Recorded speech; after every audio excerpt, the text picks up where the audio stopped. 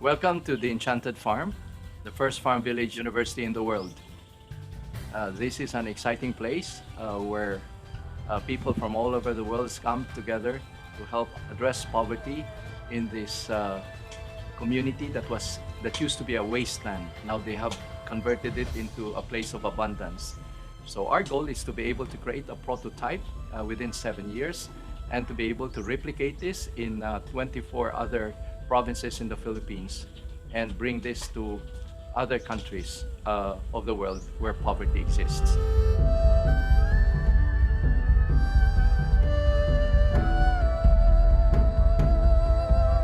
Today, we have attracted more than 1,000 entrepreneurs coming from the top universities of the world, and we have also developed several products that have entered the market. Our goal to end poverty is to be able to really empower rich and poor to work together so that they can bring their competencies, they can bring their genius to make the land productive. And so we now have this beautiful place where people bring out the best from others by giving the best of themselves. This is the magic of the Enchanted Farm. And please come and discover the magic for yourself.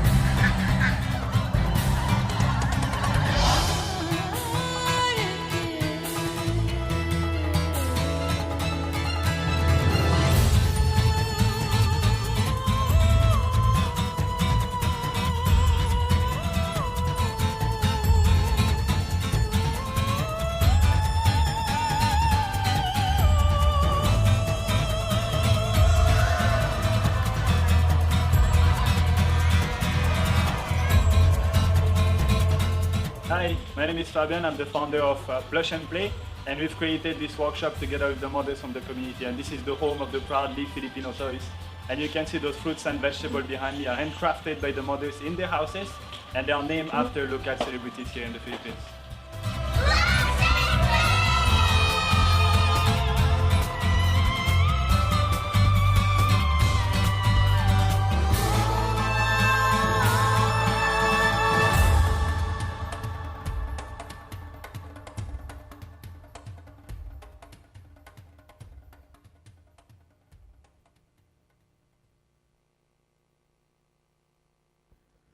A very good evening, ladies and gentlemen. My name is Cheryl Chu, a student from the School of Design and Environment. Welcome to You Alive, organized by the NUS Office of Alumni Relations. You Alive, Lifting Thought Leadership is a quarterly speaker series that features global thought leaders and captains of industries who will share their personal journeys and engage in an open dialogue. Each speaker will have 30 minutes to share about a topic close to their hearts, followed by a 20-minute interview with our moderator, Mr. Viswa Sadasivan, and end with a 40-minute Q&A session. For our Q&A session, you may make your way to the microphones placed along the aisles, introduce yourself, and speak directly into them. This is essential so that the online community is able to hear your question. We will also be using Pigeonhole Live. If you have a smartphone, a tablet, or a laptop computer with you, just launch your internet browser and go to pigeonhole.at. Key in our event passcode, which is UALIVE. I repeat, it is UALIVE. Click Go, and you're free to fire away all your burning questions or vote for any question that interests you. The popular questions with more votes will stand a higher chance to be answered. Tonight, we are very honored to have with us Mr. Antonio Meloto, founder and chairman of Gawad Kalinga Community Development Foundation Incorporation. Mr. Meloto has a vision. He wants to end poverty for 5 million Filipino families by 2024. Building on traditional Filipino values of Bayanihan, meaning collective heroism, and Walang Iwanan, meaning leave no one behind. Mr. Meloto started a global movement to build integrated, holistic, and sustainable communities so that the poor can thrive and attain their fullest potential. To date, there are 2,500 Gawad Kalinga communities in the Philippines and other developing countries. Tonight, Mr. Meloto will share his story of building these communities from the bottom up. Ladies and gentlemen, let's welcome on stage Mr. Antonio Meloto.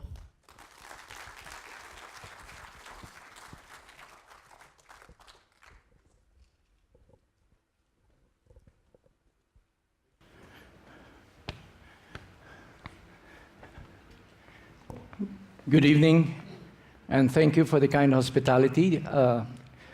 Being in NUS is like always a homecoming. And this was the first Singaporean university that recognized the work we're doing in the Philippines. And we have received numerous interns and visitors doing immersion in other countries. And in fact, the video that you saw tonight was made possible with the help of the design students of NUS. They helped us design the first Farm Village University in 2009. And I wish that they were here because they took it on as a project, but not realizing that it has become now a very dramatic place for transformation. And the Farm Village University attracts 50,000 people every year to the farm, and expect that more people will be there. So the simple design that they made out of indigenous materials from the bamboo and from the grass, but using a lot of creativity and imagination, has attracted big corporations. And so we have Hyundai that built a $1 million facility as a convention center using the original design, also with using bamboo and grass and glass. Yeah. And it has hosted even APEC and part of the World Economic Forum for young leaders, for the Global Shapers last year. And every year we host a Global Social Business Summit. And I'm simply amazed that this place, when we received the first batch of students from NUS, we didn't have a road. We didn't have water, we didn't have electricity. We only had a lot of snakes and a lot of, and a lot of mosquitoes. But it was by the amazing spirit of young people that this facility, which now signals the next phase of our journey, and that is to really create wealth that does not leave the poor behind. And the first phase of our journey was basically that took me out of my corporate life. And for me to just be an ordinary citizen, and this work that has now become a global humanitarian movement is just the work of ordinary, everyday people like myself who have no great claim to authority or vast wealth, but just people who want to build a kinder, a fairer, safer, and happier world. And I have the privilege of working with universities in our country and abroad, because it's really a work that is built with the passion, the energy of the young, but of course supported by heads of corporation who are not so young.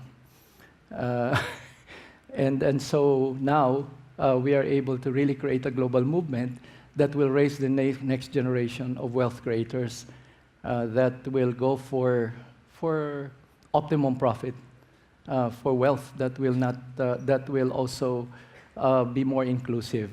And before I continue with my presentation, I would like to show you a video of what our mission was all about, because it was at the age of 45 when I felt that something was terribly wrong in our country. The streets were not getting safer for my children, and there was deepening poverty and less opportunity for people, and and it was just quite disturbing for me that 11 million of our talented and hardworking people had to leave the country to look for opportunities abroad. And we were left with a situation that just is a scandal to the world, because we have a 100 million human capital base, very talented, creative people, and also 9.6 million hectares of fertile land. So we had no reason to be poor, and no reason why 20 million of our people would claim that they were hungry. But we had to battle with a long history of colonial mentality, because we were under foreign rule for 350 years. And so we were raised in a country where the locals, like me, were brainwashed to think that we are second class. And today, the Philippines is still the biggest user of skin whitener in Asia. Skin white. And we think that imported products are always superior to products that were made locally. And so tonight, I want to present to you the problem, because we have a vague concept of homeland, and this was something that I wanted to address, because it was not in my plan to leave my country or to raise my children abroad. And so I had to really address the problems that would also be a threat to their safety. How could I turn our threats into protection? How could I transform squalid, dangerous slums into beautiful, peaceful communities? And so it was, again, an ordinary David trying to face the Goliath of poverty and the deepening poverty and the growing conflict in the countryside. And today, I'll show you what kind of suffering our people had to go through that also moved me to start this movement. A lot of people here in Singapore have not known the kind of poverty that we are addressing today. You had good governance for the last 4 decades. And so we're just trying to really find our soul as a people and to seek solutions to problems we always complain about. And so the first thing that Gawad Kalinga tried to address was homelessness, because many of our people live under the bridge, they live in some of the most vulnerable areas, and we were always, the poor are always the first to be affected because of climate change, when there would be typhoons or calamities that would hit our country. And poverty in the countryside would also was the source of rebellion, the cause of rebellion. And those were the issues that we had to deal with. And as a father of 5 children, those also are the things that I'm concerned about. How can we make the country safe for my children? And how can we also now address poverty and create opportunity, since we have the vast natural resources. Together with Indonesia, we have the highest biodiversity in the world. So we had no excuse to be poor. And our poverty is simply because we lost our human capital and we abandoned our land. And I'd like to present to you a story. This was a video made by Sachi and Sachi of New York about a Filipino who lived for 30 years in a cemetery. And he was less human because he didn't even have an address. And human beings have an address. It's a good thing the poor have their address. They have their names on in the tombstones. But I'd like to show you this video before I continue with how we were able to address landlessness, homelessness, and hunger, through a movement that did not depend on government, that was not dependent on government funding, or did not really focus on a funding mentality, but on the greatness of the human spirit.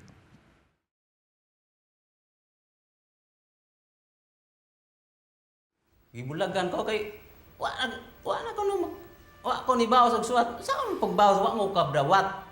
Dire man niya gi-address sa Luriga San Miguel. Ya, dako kay nang Luriga San Miguel. Kung walay number dito mong balay. May pagkatong mga nitso diha sa una. Nay managkot. May nay address kay na may pangalan. Ang mga nitso. Kami nga nanamuyo diha, wala jay tibok ng tinodaday nga address ba? Hindi naman yun yung hanapin yung kartero. Hindi naman yung needs of hanapin, yung buhay naman.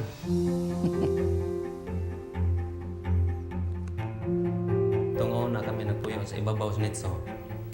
Kami, karoon na namin is ibabaw pag yun, dili na Nitso. Kundo na. Dako yung diferensya. Kuhaan man ka ng skits. O, namin ka ibutang nga skits. Condobel 1 Lorega. Yung pangalan, Diyos Coro si Panso. Di namin magnuna na unsa na ron dito atong mga butang. Gikawat na ron. Dili na. Kay safety naman. Ngayon, ang sulat ko, pinatimbang ko na kay baka makita yung sa asawa ko din. Aawayan ako. Saan na to galing? Oo. Yung kasintahan mo noon. No?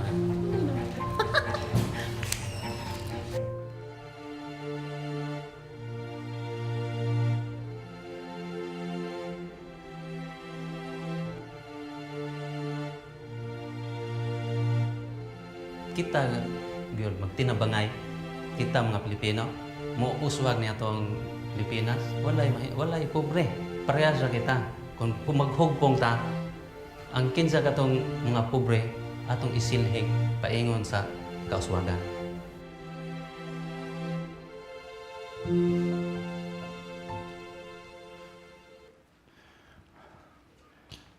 So, Disco's journey is the journey of millions of our people. And it is simply amazing that it is also people like Disco who help us build this amazing work. And so we didn't treat them as just objects of charity. We saw them as family.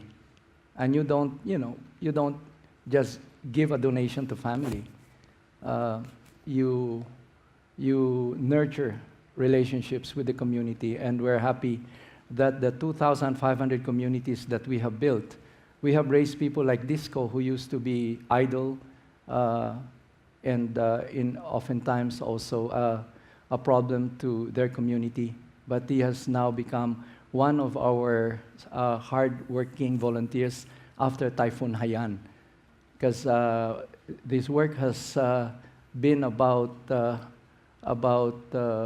helping people regain their dignity, but at the same time also develop their sense of productivity. And after Typhoon Haiyan, we were able to really mobilize fast and distribute relief to 68 towns after the tragedy, simply because we had people like Disco who were already on the ground. And we were also able to build communities very fast because of the urgency for people who lost their homes, lost their livelihood, lost their livestock, their farmlands. And it is when we realized that when you empower people, not just make them dependent, that the beneficiaries who receive help will eventually become benefactors. And in fact, the community have formed their own neighborhood associations, and they're the ones now doing governance. They're now also building the future of our children through solid community values. They receive homes not because they are able to pay for it, because when you talk about the most marginalized, especially those who are victims of calamities or conflict, they have no regular income. So the most important thing is that we look not at money but at value. And so we gave value to human labor. And so this Disco and the others did not pay amortization for the homes, but they paid with labor equity or sweat equity, building not their homes but building other people's houses. And so we have really created miracles of solidarity, because we build community through a multi-stakeholder partnership. And we were able to also encourage more than 600 towns to build this with us. We have dealt with thousands of government officials from mayors to governors to congressmen. And it is amazing, in a country that was known to be corrupt, I have not encountered any one of them trying to corrupt me. And what was important is that you yourself have integrity. So I realized from the very beginning that the problem was not with politicians, it's not about the rich landowners. The problem was me. If there was to be change in our country, it had to begin with me. So I had to get out of my colonial mentality and try to be like Singapore, that have a very strong patriotic spirit. It's just like Japan or South Korea.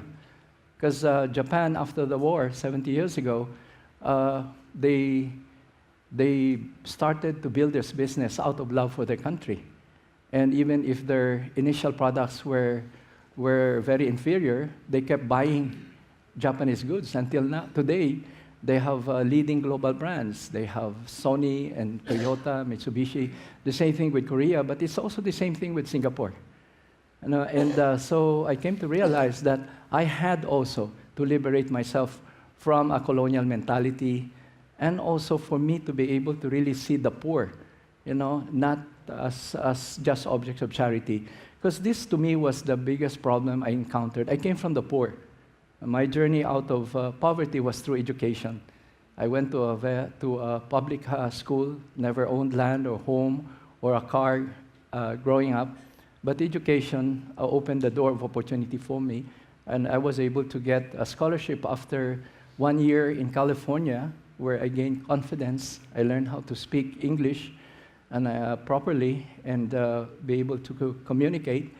And then, so after, I was ready to go to the top business school, the Jesuit School Ateneo, which again was an opportunity, because for the first time that a very elite campus opened their doors to public school students like myself.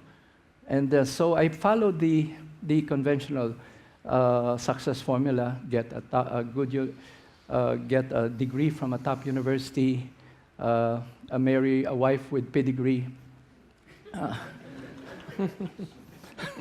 with a lot of good qualities that goes with it, and go to a multinational company. And so the use was a formula for success. But I realized that I was creating an artificial bubble of comfort and safety for myself, because around me, was deepening poverty and slums that were growing simply because the vulnerable poor in the provinces kept coming to the city to look for survival, to look for work, to look for opportunity. And so I came to realize that perhaps all this blessing of good education, of having a good wife, and having a very good family, and also the experiences from the corporate world, because I work on branding, on marketing, purchasing, the works, would be something that I could use to build to build a brand, which eventually became a global brand, because I also attracted people from the corporate world, because I came from that world. And so today we have more than 700 major corporations working with us, because in helping the poor, I had to also attract the rich who have the resources, who own land, and corporations who, not just their corporate social responsibility, that their CSR money, but also really attract the support of the CEOs. Now we have major CEOs in our board, simply because we believe that we cannot end poverty through charity. We can end poverty by creating shared prosperity. So the social movement that we started, which was non-profit, non-government, has now metamorphosed into a social market, a growing social market, because we would like to raise more social entrepreneurs, where the rich and the poor are partners, in the same way that rich and poor were partners in building communities that would also address the threats to families that had the best education, the families that also had a quality of life. So it had to be quality of life for all. And the thrust was to really build a more inclusive economy. And it's simply amazing for me that my commitment to remain ordinary allowed me to connect with our ordinary everyday heroes who also discovered that they're not too poor, that they cannot give anything, cannot contribute anything. So aside from labor equity, our beneficiaries from the communities, they also had to undergo values formation. We build our communities, we build the new generation through solid values of honesty, hard work, collaboration, and we just wanted to show people that it can be done. So we keep on challenging what was seemed impossible. They always left things to government and blamed things on government if it did not happen. So I realized that ordinary people have the power to make the world better and to make it safer.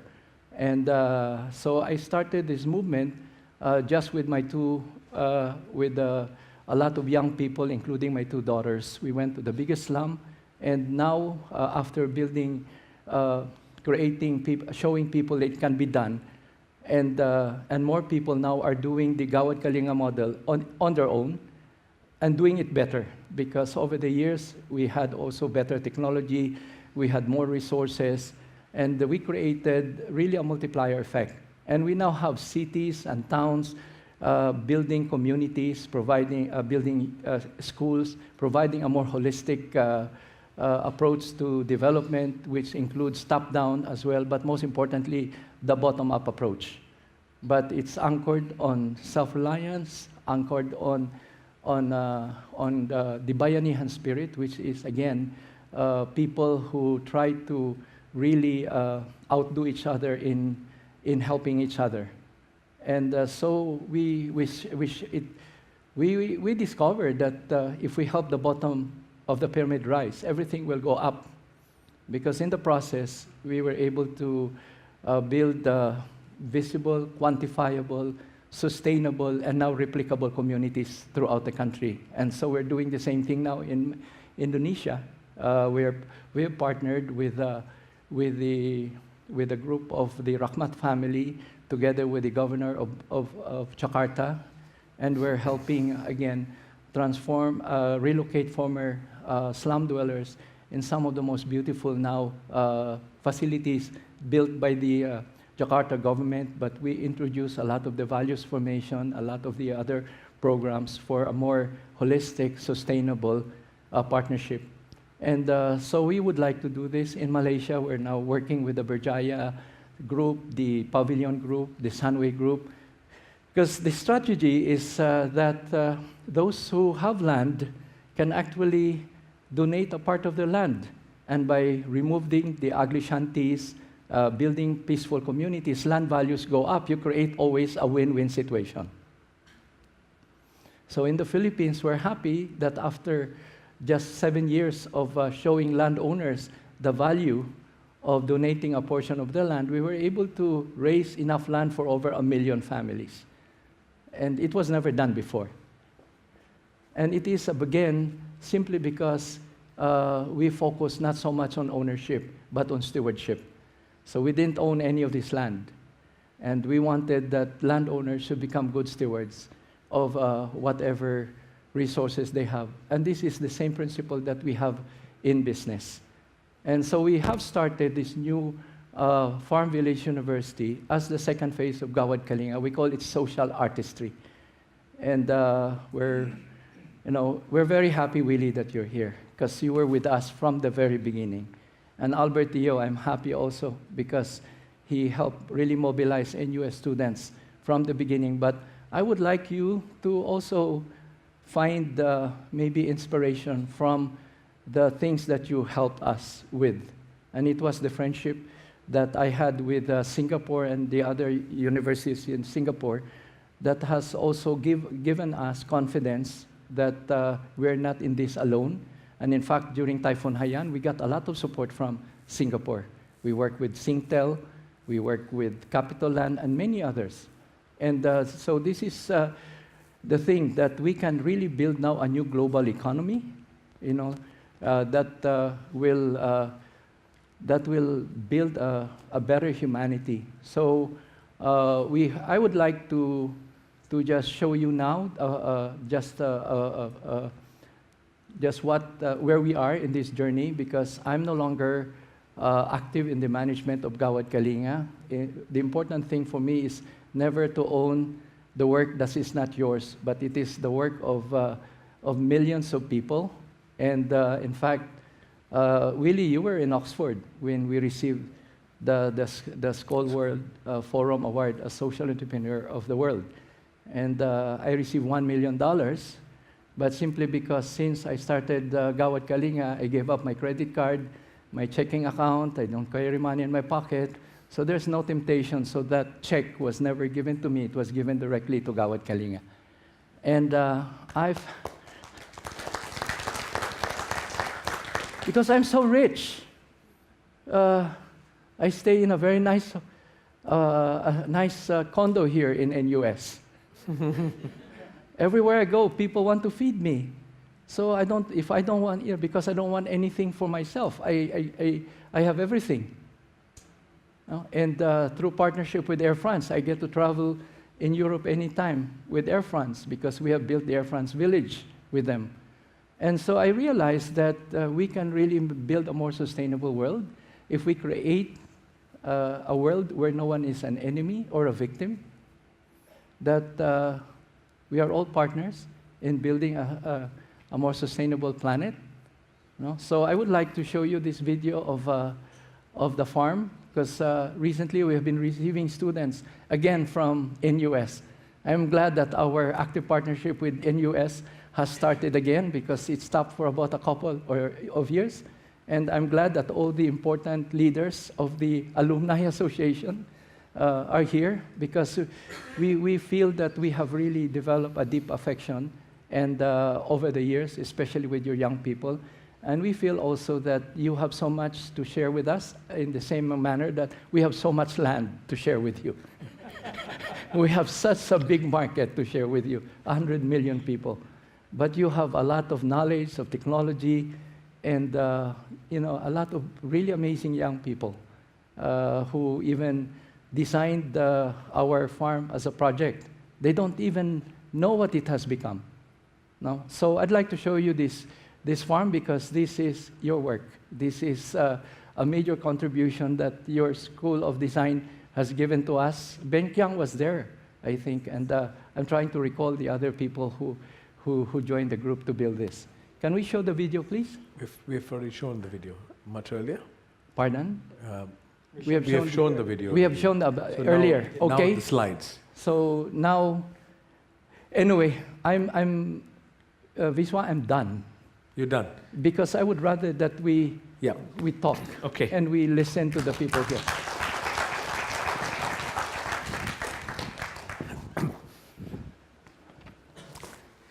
Tony, thank you so much for joining us. Thank you. Thank you, sir. You like men. Yes. He likes men. See, a lot of, the Grameen Bank, right? Professor Yunus, he focused on women. You are aware of that, right? Because his view was, if you focus on supporting the women, the money, the Grameen Bank concept, the money will be put to good use, because don't trust the men. And if you look around you, you'll know why. Just look around you. Look at the men. Do you think you can trust them? Us included. So, general view in the world is that men don't have the discipline to keep a family together, especially when there's distress. But you've chosen, right, in GK, you've chosen to focus on men, on getting the men out of the situation. Why have you done that? First of all, I have 4 daughters. Okay, so you learned your lesson. Well, it's it's basically from a very selfish interest. I want to raise more honorable men, and I'm very happy that two of my daughters married volunteers of Gawad Kalinga, you know, and have become very honorable men who are also social entrepreneurs. And my son, because of the work that he did for the typhoon victims, also grew up to be an honorable man, and also married one of our volunteers. So I'm just amazed that when I help the poor, the stars aligned, you know. And I also realized that I am going to raise a next generation of men who will be honest. In fact, in our college for social entrepreneurs, the first lesson of the week for the men, because in our new batch we have about 2/3 are men, 1/3 are women. Because I try to create a gender balance. No, with oftentimes in the world of development, it's mostly the women who pay up because they're more nurturing, they're more responsive. But the men need also to find a real motivation so that we can bring out the hero in them. And so we're very happy in our school that the first two batches of men who used to also to lie, cheat, and steal, you know, have turned out to become good men. Because even if we are successful in empowering women, you know, they will still they will be lowering their standards because there's not enough good men. So my goal is to just address the dysfunctional society where we need to also recover our male human capital. So last week we opened our third batch of college students, and the first assignment I gave them was to write down all the things that they have stolen. Was it a long list? Very long list, because to survive they have to steal. You know, this is the thing, Viswa. I realized that the poor steal out of need, but the rich steal out of greed. Bernard, take note of that. And so I feel also that the world will be safer if we restore the dignity of the men. We help them also to become men with honor. And I have a classic example of two boys who really, you know, were your usual rascals. So I caught one because he got drunk, and he's not supposed to get drunk, you know, and using our allowance for him. And the other one because he kissed a girl. And according to him, she kissed him first. But I punished him because, and he asked me, why didn't you punish the girl? I said, because it's the men who should take responsibility. So anyway, I gave them 8 days of hard labor under the sun. So they start working at 5, and they end in the morning, and they end at 6. After 8 days, they really transformed. So the guy doesn't kiss a girl anymore. Well, interestingly, the girl eventually came and apologized. No, but she broke up with his girlfriend. He told me that my girlfriend used to be an obsession, now he is a distraction. Because he wants to focus on social enterprise. So the men are capable of heroic sacrifice, and this is what I want to prove. Yeah. Now, what's interesting is, that's your view, but your current president, Rodrigo Duterte, seems to have a different view, right?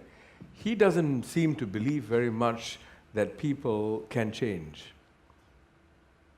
I mean, from reports, in the first 40 days alone of his presidency, an average of 14 people were killed, shot, every day.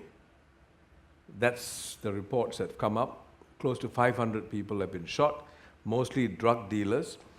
His idea was get rid of them, right?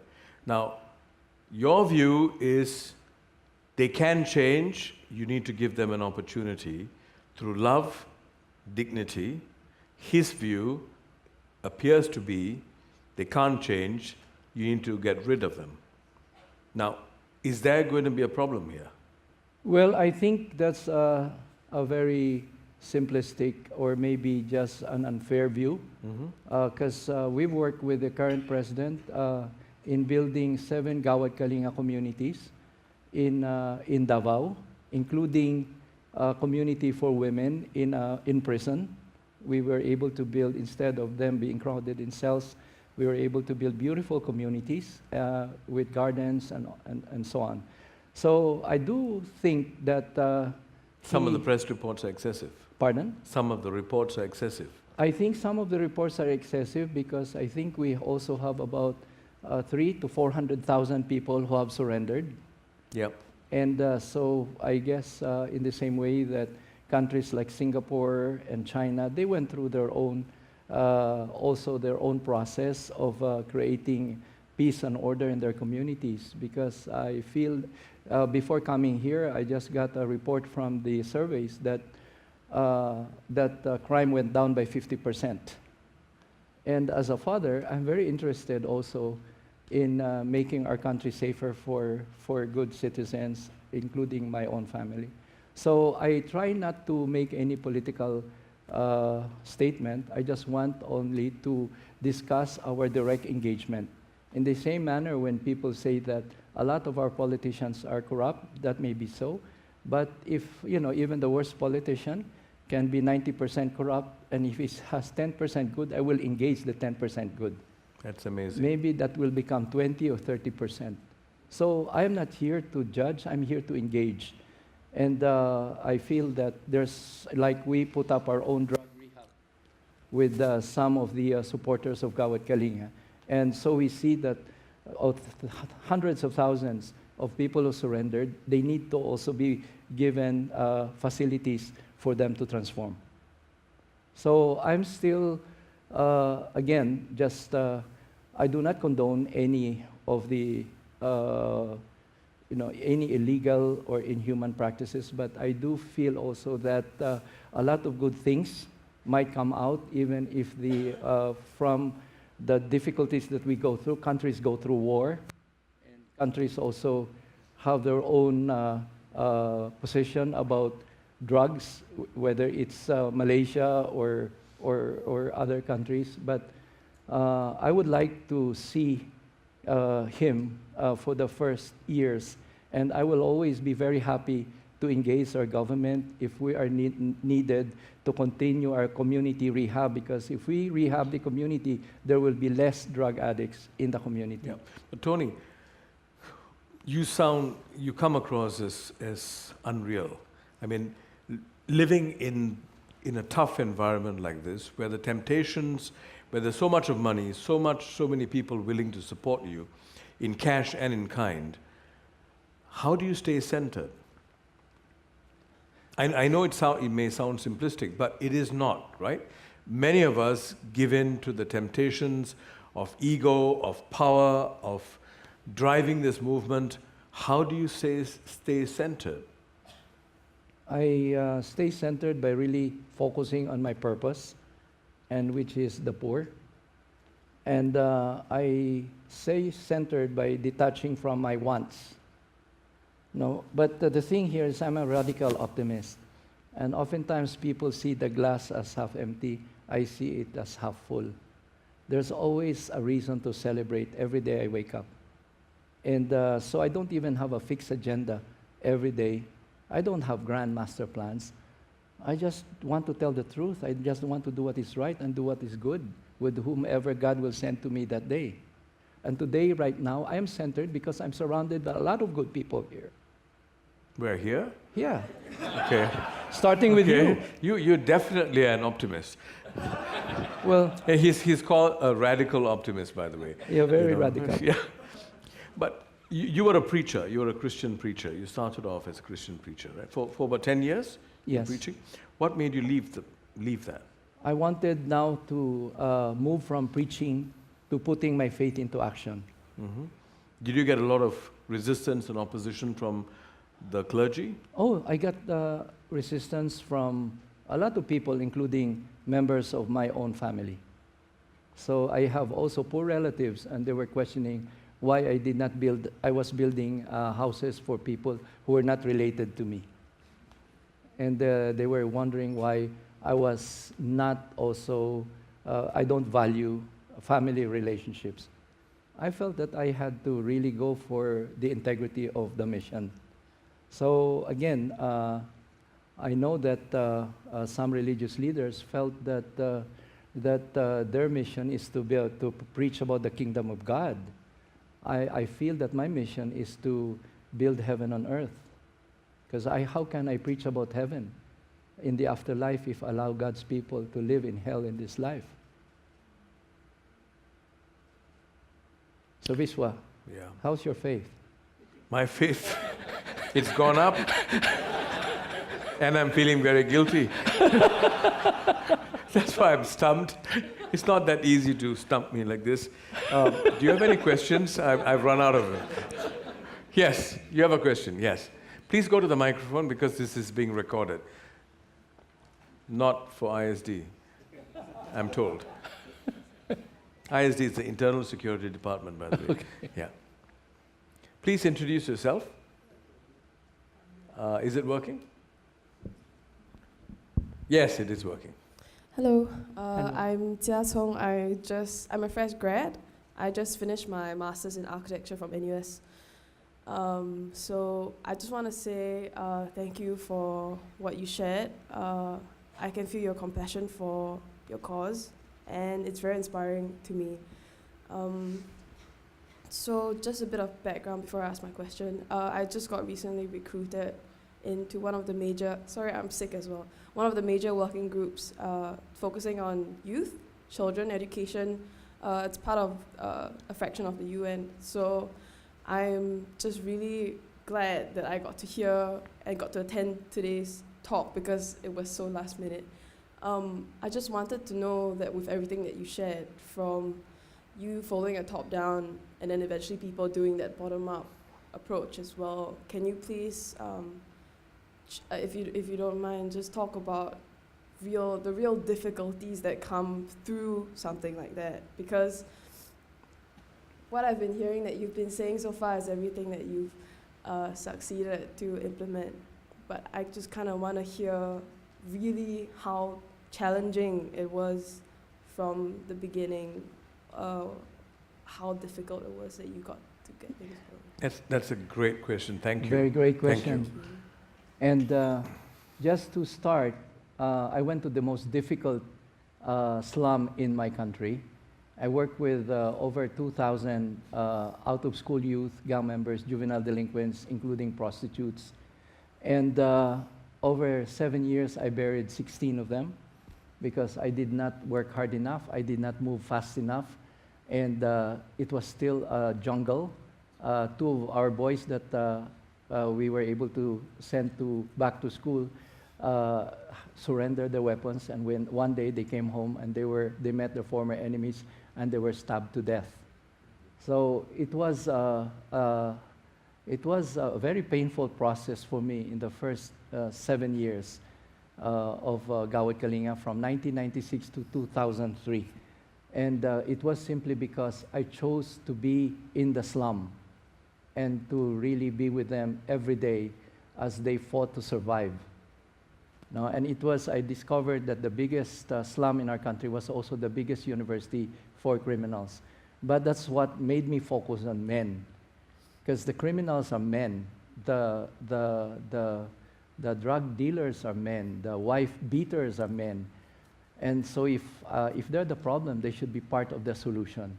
And so I realized that I should not have a project mentality because oftentimes, you have a timeline dependent on budget and people talk about exit strategy before they even begin. So I decided to just take a different path, and that was to nurture relationship with people and to really see them as family. And it was also the power of presence, just every day, because these are people who have been abandoned, who have been neglected and forgotten. And so when we engage them to build the first community, because we need to do social engineering to transform the environment, I was amazed with the response of the men. And when we started to engage them in livelihood, more and more they were starting to also learn the values that we teach them, because you cannot even get a house unless you undergo a 6-month value formation with us. So we teach them about the value of honesty, about hard work, about cooperation. So we focus not so much on competition, but on collaboration. So many of the, we talk always about shared values.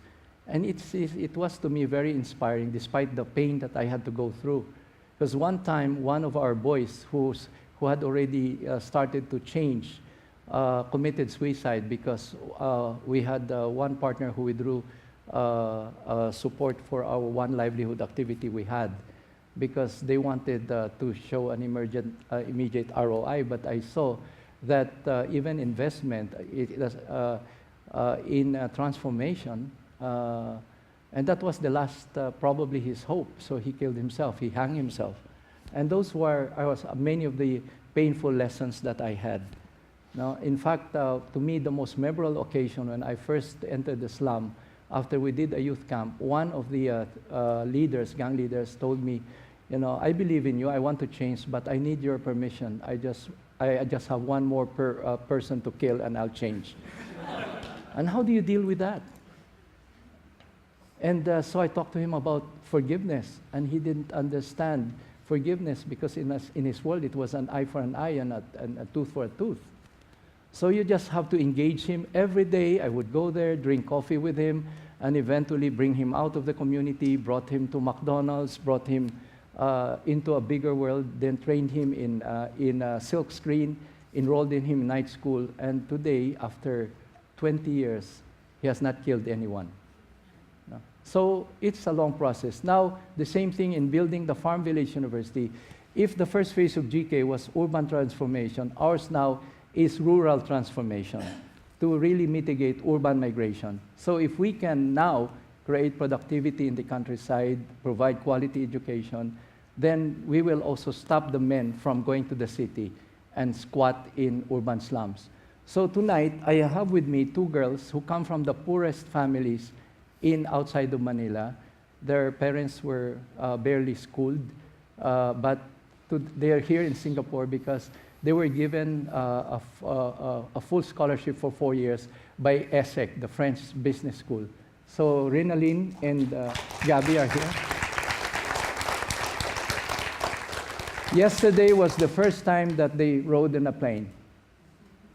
And today they are just like Alice in Wonderland here in Singapore. And they're forbidden from having boyfriends, right? And they're not, until they That's the graduate. truth. Until they graduate. Until they graduate. I'm very strict. If I'm a dictator, especially with men, they need dictators. Yeah, and so I'm very particular about drunkenness, about drugs, and not even allowing them to play Pokemon. Are your questions answered? Do you have any follow-up question? No. I love that you are a radical optimist. I hope to emulate that. Thank you. Thank you very much. A quick question. How do you deal with the emotions when you fail? I'm sure it couldn't have been 100% success, right? There would have been times when you worked and worked and worked and you failed. How do you deal with that? I grieve when somebody dies. Yeah. I get angry when people do not honor their word. I am very normal. Okay. That's good to know. But I've never burned out. Never did I ever consider quitting, because I felt that this was my purpose. And when I was offered to be a cabinet secretary, I jokingly asked, is it a medicine cabinet or a kitchen cabinet? Now the thing here is that, well, Willie was I think he was also at the World Economic Forum or at the Skull World Forum when I was asked to run, if I was running for president. And I said, honestly, I value the freedom to serve my country, not the power to rule it. Yeah. In 2010, Tony was named by Reader's Digest as one of the 4 most trusted men in the Philippines. And I believe we can understand why. But You can be trusted. Excuse me, Viswa. Yeah. There were 4. The others were women. So it's not men. So I was the So most he's the trusted. only trusted man. That's an even higher accolade. The only trusted man. No, but And next to me was the president of the Philippines, President Aquino. Aquino, wow. And some people ask me, why are you the most trusted man? I don't have any answer. I simply said, because I do not lie to my wife. And President Aquino, who is single, has no wife to lie to. But I respect him because he does not lie to our country, to our people. Yeah, yeah. It's great. Next question, please. Yes.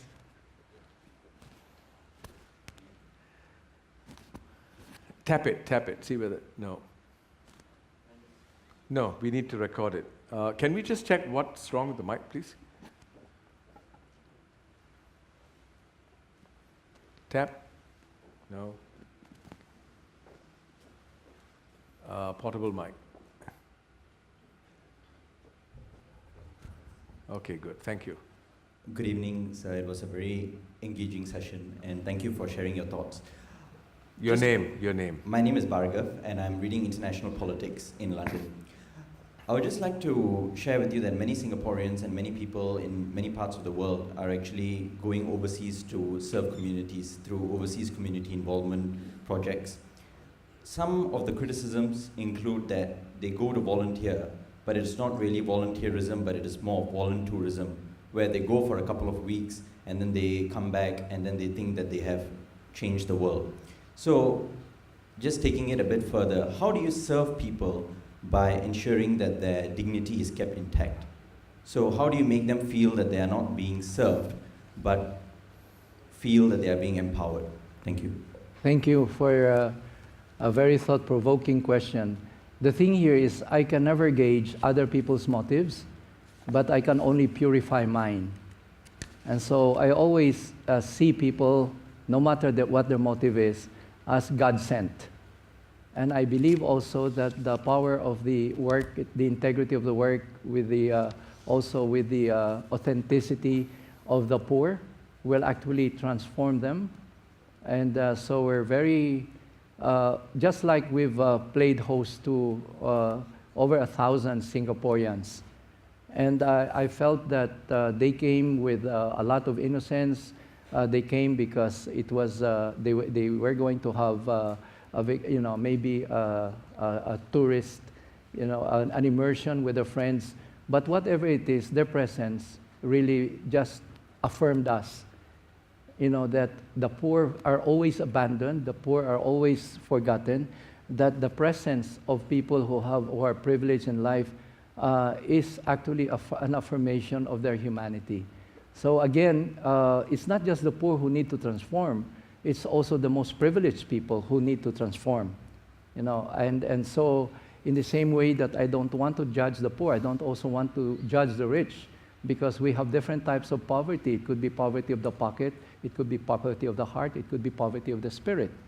And so we are all poor in one way or another. And I realized that the poorest person was myself. So now I've also tried, this is still a long journey for me, trying always to see the good in people. And that's why we put up our own Farm Village University, and our goal is to really grow goodness. And for when people come, I refrain from any judgment of people, and we just accept whatever good that they can bring, but their presence alone for us, they give us the gift of presence. But amazingly, many of them in the process also give us the gift of excellence. Thank you. But is your question answered? I would think so, but I think the more important part is many people, when they serve, I think what I was trying to get at more was that when people serve, they go in with this kind of messiah kind of complex, yes, that I'm going to go in and then going to transform the place in like 2 weeks or 3 weeks by teaching children English or by building sanitation facilities and all of that. But how do you ensure that many of the projects are sustainable, not just Gawad Kalinga, but also a mindset change for young people as well? We're very honest with them. We're very honest with them, and when the attitude is patronizing, condescending, we're very honest with them. And because we want authenticity, not only from the poor, but also from the people who want to serve them. And some, you're right, they really just are there also for whatever they can take out of the experience. But then I realized that's part of human nature, and that the process of transformation may be fast for some, it could be long for others. And so, again, when we see something terribly wrong, like for instance, when we had a volunteer who ran off with the wife of one of our residents. That is terrible. And so we don't stop what we're doing, and we did not judge the entire country where he comes from, simply because of one incident in the same way. Not Singapore, right? Huh? No, we just help the family, no. And whenever somebody misbehaves in our community, especially the men who might be always drunk and cause trouble, the community expels him expels him, but we take care of the wife and the children. But that's the same thing also with even our volunteers. They come from different cultures, and some of the cultures are very casual with sex. You know, and we are very strict about our students, particularly, to really focus on their studies, because we feel at 16 to 18 that they should have no distraction. Yeah, distraction. Because we're providing them also this great opportunity to have good education. And since you have also a lot of volunteers coming from other countries who will come because, again, they think that they're going to be the Messiah, but then we tell them that I think you have more to learn from the people you want to teach. Yeah. See, Tony, there's a question. Are you done? Yes. Right. Thanks, Bhagat. Thank you. There's a question this is webcast live, so there are questions that are coming in. This is a question that's related. Your vision is to help all Filipinos get a home, but you are also setting up GK in other countries. How does this reconcile with your vision for Philippines when there are so many more homeless? You know, Well, I guess it pertains to, I mean, you are now present, GK is now present in 13 countries, right? Yeah. And it's asking, should charity begin at home? And should charity remain at home? It's kind of linked to this point as well. In Singapore, we have, I've met Singaporeans who do a lot of work, charity work in Cambodia, Middle Indochina, but when you ask them whether you know of some of the poorest places in Singapore, they haven't heard of it. You know, so it's along those lines. Should charity begin at home and stay at home, or should you consider all who need help on the same plane? I always I believe that our mission together is to really create a more sustainable home, which is our planet. And so whatever experiences we have that help address poverty, we have to share it with other countries. Because 11 million Filipinos have been hosted by countries all over the world. And many of them have in fact become Singaporeans, some of them have become French or Americans. So I feel also that when we talk about home, where is home? So I have a British son-in-law who decided to leave England, to live in the Philippines. I have also an American son-in-law who decided to leave America to live in the Philippines, to help the poor in the Philippines. So we're attracting a lot of foreigners also to help our country. Why can't we do likewise? Right. Question? Yes, please.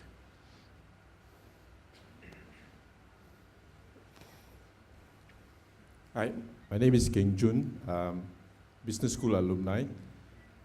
At a philanthropy seminar some years ago, I asked Mr. Ayala, chairman and CEO of Ayala Corporation and Ayala Foundation. He didn't give me a satisfactory answer, and I'm sure you will. My question is, I feel a lot for the 11 million Filipinos, especially the domestic helpers, who leave, many of them leave young children at home to come out of Philippines and go to Malaysia, Singapore, Hong Kong. And really,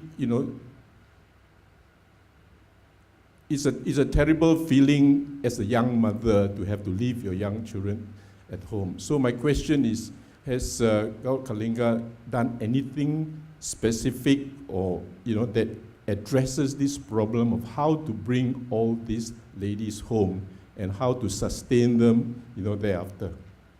You see, many of these ladies have actually helped their families in some of the poorest areas around the country. So there's always been a mixed feelings about our overseas workers. And you see, within our culture, we really value family. And we normally have, some become sacrificial lambs. They leave their family, they leave their children to take care of foreign children so that they will be able to provide education, better quality of life for the families that they leave behind. And so again, our own economy has remained afloat during the economic bust over the years, simply because of the overseas remittances that we get in addition to the BPO income that we have. And so again, I go around the country, I see so many poor communities that are being transformed because, again, some members of the family went abroad, sacrificed their own, and had to leave their family in tears and sacrifice their own lives just to be able to give a better opportunity for their families back home. And I guess this is also the reason why we are, according to Bloomberg last year, we were the second fastest rising economy in the world. Despite the economic bust in many parts of the world. So again, I have very mixed feelings. I have this lady, her name is Shirley Mayatan. I think she belongs to the family in Malaysia that is with the Pavilion Group. And I went to her home last February. She had 5 domestic workers from the Philippines. But now she spends her life, she lives now in the Enchanted farm, and she adopted 12 boys and are sending them to college, and is also putting up capital for their businesses. So I guess a lot of Filipinos abroad have shown also kindness or have also really gained affection. But now people from abroad, because many of our friends, interns, had Filipino nannies when they were growing up, and now they're coming to the Philippines because they want also to take care of the poor in our country. But I guess King Jun's point is also not so much concern for the mothers, but also the children who are growing up without the love and affection that sometimes only the mother can give. I mean, you're talking about, if you just do a simple calculation, right? 11 million,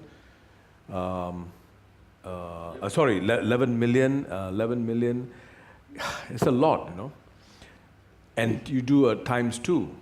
Now, it includes a lot of Filipinos who have been able to bring their families abroad as well. The 11 million. No, but the children who are left behind, I mean, is something being done? Yeah. Because these children, are not getting something that most other children take for granted, perhaps, have. Well, this is also our thrust now in creating wealth, because if we just continue to focus on charity, we will never be able to really build our economy. And so we feel that now providing also now productivity in many of the communities that we built, and that's the reason why we are building our Farm Village University and now replicating this all over the country, because we would like to see that the next generation do not have to leave their families. If we can create businesses that can provide the same salaries, if not better, than what other countries can offer, then they will not leave the country. So even with our 2 girls here who are coming to Singapore to study in ESSEC, when I met with their family, they could never even imagine the value of their education, because they would have been very happy if they came here as domestic workers and earn and help the family. But then now these girls will be studying in the same school, not with the employers of the domestic workers. So I feel that this is what happened to us is just part of our journey after 350 years as a colony, of two major countries. So we're still young. Maybe in the past we were not really as well governed as Singapore. But I feel also that we are now, this is a way we are now starting to really define ourselves, and more and more. I'm happy now that in many places now only 10% Filipinos want to leave the country. Yeah. 88% want to stay, 12% want to leave. And that's a big change in terms of mindset. So if we create those opportunities, more and maybe less of the 12% will leave. One of the things that's been highlighted, and in some ways as a criticism or as a question mark about GK, is that you seem to be fraternizing, and that's the word that I've seen used in some articles, fraternizing with the big gun companies, corporations in the world, and that you may be at risk of being beholden to them. The likes of Microsoft, Nestle, P&G, and so on. You said 700 corporations, yes. Right? Now, is there a risk that you could lose your values because this will involve huge amounts of money, huge amounts of investment? It has been suggested that you could get corrupted because of the enticement. What's your response to that? If thousands of politicians have not corrupted me, simply because we just we don't judge other people, we just keep ourselves honest. The thing with corporations is that they have accepted our own vision and our philosophy that bringing the poor out of poverty will actually create bigger markets.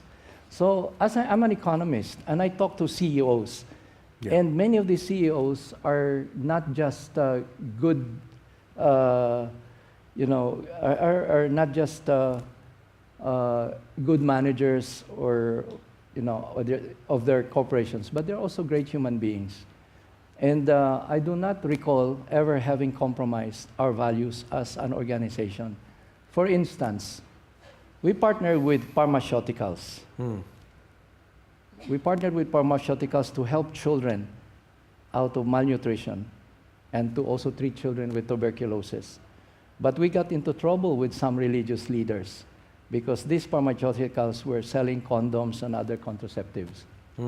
But they were also selling the medicine for high blood pressure that these religious leaders were buying. Right. So I got attacked viciously. But that just made Gawad Kalinga more popular.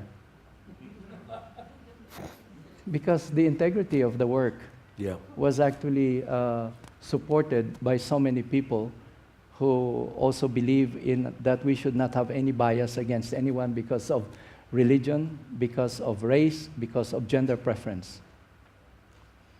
You were also attacked in terms of gender preference, right? Oh yeah. I mean, last year when you went to speak at the Institute of Filipino Studies in the Hawaiian University of Hawaii, he was accused of being a sexist. And elitist. And an elitist and also someone who sucks up to the colonial masters. Yeah. Right. So I've been attacked. No, but is there any basis to that? Are you a sexist? How can I be a sexist with If you're honest and you're a sexist, you'll admit. How can I be a sexist when I have 4 daughters? When I'm trying to reform the men? Because I do not see that women are the problem, it's the men who are the problem. So how can I be a sexist? So why did they accuse you of being sexist? It's interesting because the accusation came 45 days after the event. Because in the event, I got a standing ovation. So there were certain people with their own agenda, and I don't even want to, but they eventually, I guess in the beginning, it was so vicious and you can understand also how social media reacts. But then it was, to me, again, affirming that so many people, after 2-3 days, started to defend me. And you said the greatest asset of the Philippines is our beautiful women. Oh, yeah. Is that sexist? Because I have 4 daughters. Is that sexist? I don't know. Because our women, you know, they take care, they're good nurturers of the family, and their beauty is inside and outside. And that's why foreigners also, when they marry Filipinas, is because Filipinas are good nurturers of the home. So how can that be sexist when you glorify the good qualities of women? I guess they saw it as beautiful exterior. Oh. I mean, So, it can be. Like for instance, I am with the poor every day. How can I be elitist? And the people who criticize me are in their ivory tower, up there in the university. If they can only join me on the ground and help transform the lives of people, maybe they have a right, you know, to say something. So I guess it's important that I talk about the power of presence, because it is very, you know, it's so easy for us to just, judge from a word that is taken out of context. Yeah. I mean, I didn't ask you this question to put it in a spot, because it was in the news quite a bit, Yeah. and I thought I'll use this opportunity to clear the air by getting your viewpoint as well, you know. We are running out of time, so I'd like to ask if But there are Viswa, any other I want questions. to again go to this, because like I said, my mission is to really help restore the dignity of the men. Yeah. I want to raise honorable men. And how can that be, even that in itself, how can that be sexist? Yeah. That's why Is there anyone here who has any doubts? So when one of our boys kissed a girl, and she said she kissed him first, I punished him. I didn't punish the girl, because I felt that he should be a man of honor. He should have self-control. Can that be sexist?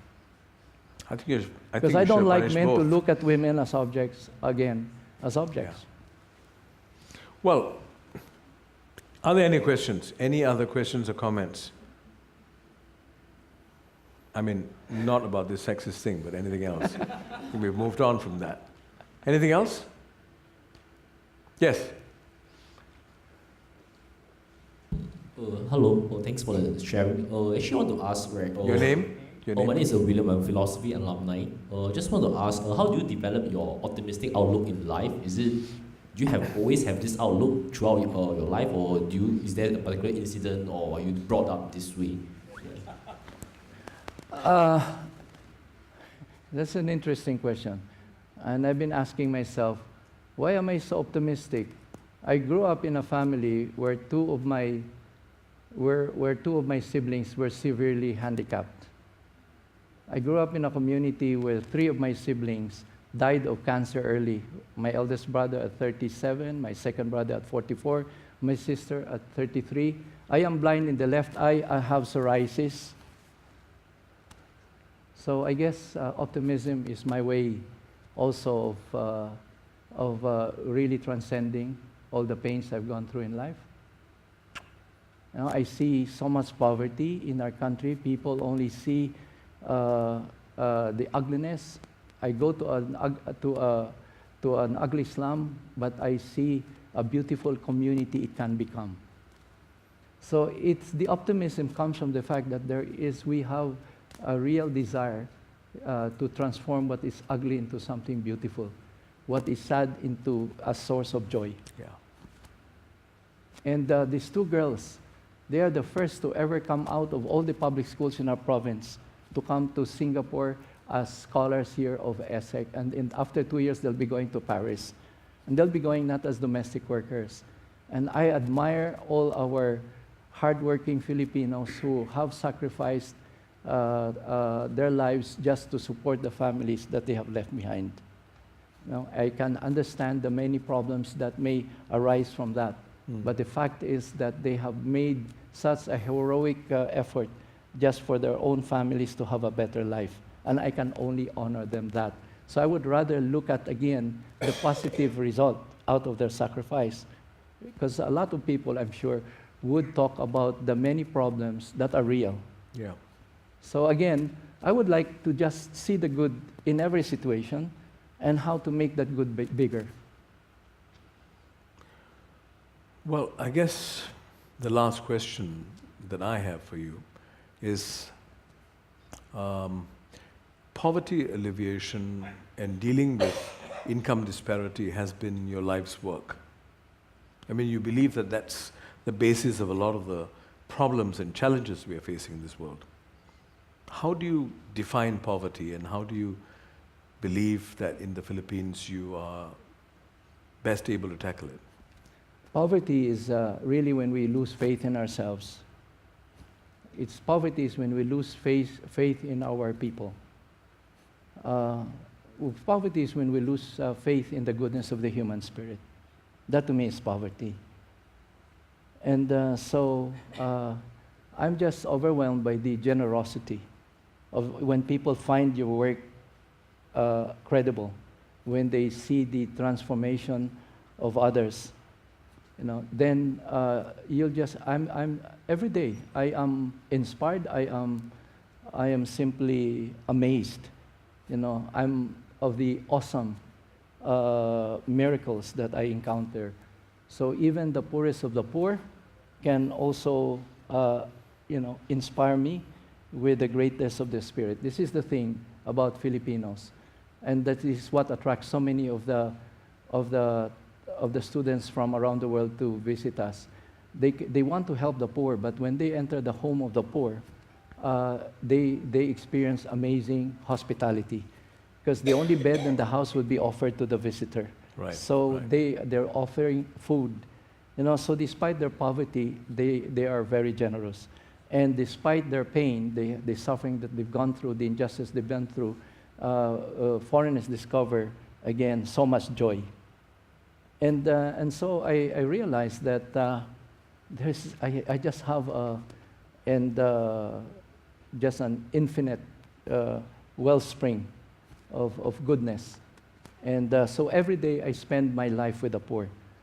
In the morning, I'm with the poor. In the afternoon, I'm with the rich. At night, I'm with my wife. No? So I have a very peaceful world. No? Your pedigree wife. My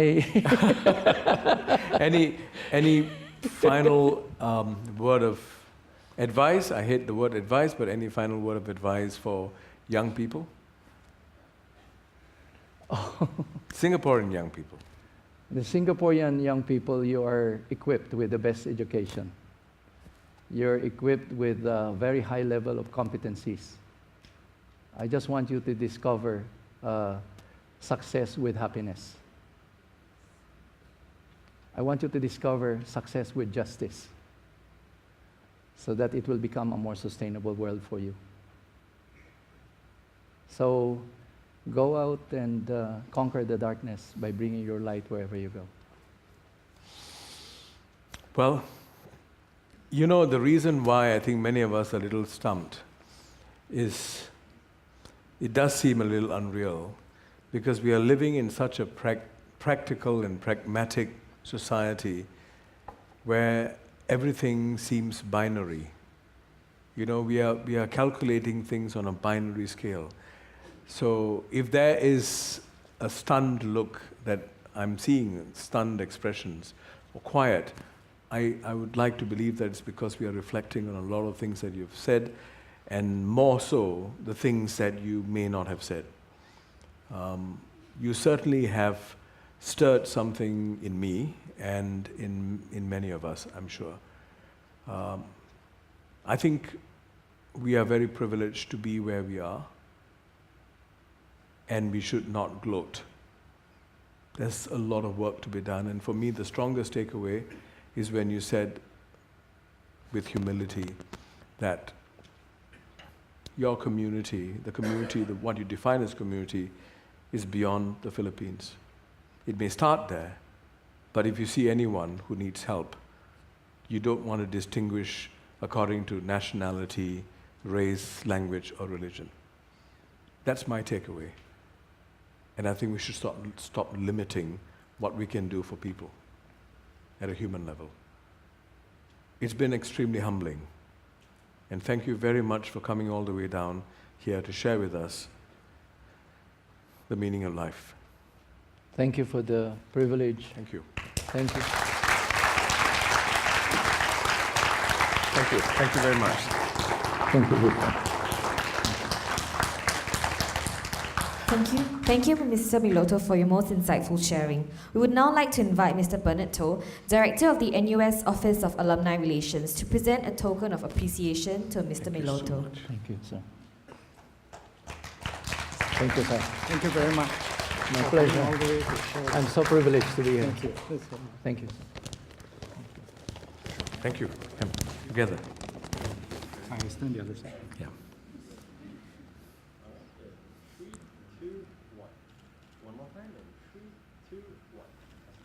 Thank you. Thank you very much. Let me help you. Please join us and feel free to meet Tony. Thank you. Ladies and gentlemen, thank you for participating in today's You Alive session, brought to you by the NUS Office of Alumni Relations. For those of you with smartphones, do remember to leave your feedback on the session via the Pigeonhole application. To find out more about our upcoming events at the Shaw Foundation Alumni House, do pick up our event collaterals located at the registration desk. Thank you, and we look forward to seeing you at the next You Alive session.